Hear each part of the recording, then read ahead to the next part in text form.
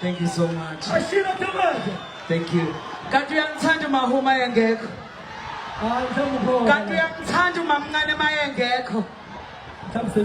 Usafikile. Ngibone nje useduze kwakhe. Okay, thank you so much guys. We love you so much. Thank you. Thank you so much. Okay.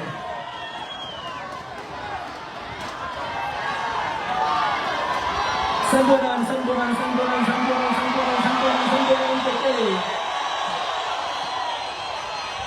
Ada mutuwa Yesu. Sasa pesa ni mauti wa Yesu. Nisipado na banga roche Yesu tubangana.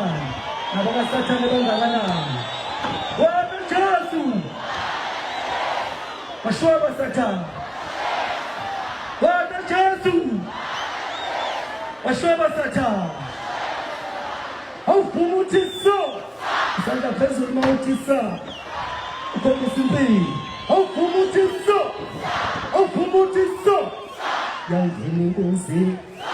Ngozi lapa. Nishoki. Au pumutisa. Au shona kani kwa.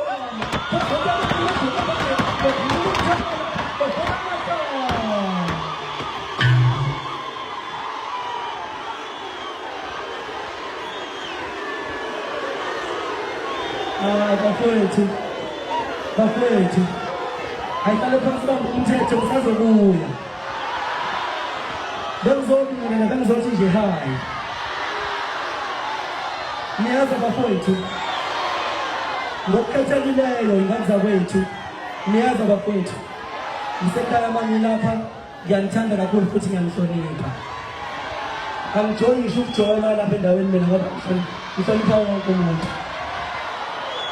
Ukhona ukuthi ujoyina nami ongabelamanga bafowethu, ngicela samukele izikhulu zethu abahlonishwa kwezepolitiki, omeya, amakhansela njalo njalo.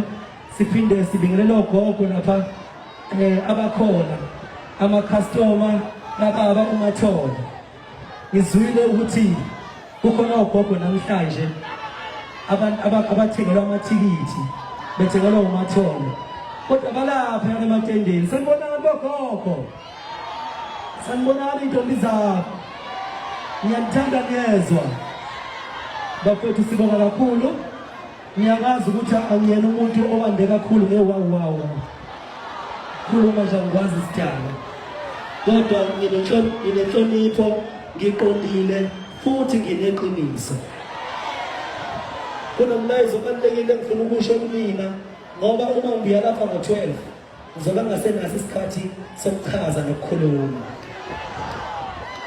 Ngizocela bafowethu ukuxolisa kakhulu kunina, ngixolise bona wonke umuntu okhona phansi komthuzo welanga, ngixolise bese ngixolisa kuJehova kunephutha elikhulu engilenzile empilweni.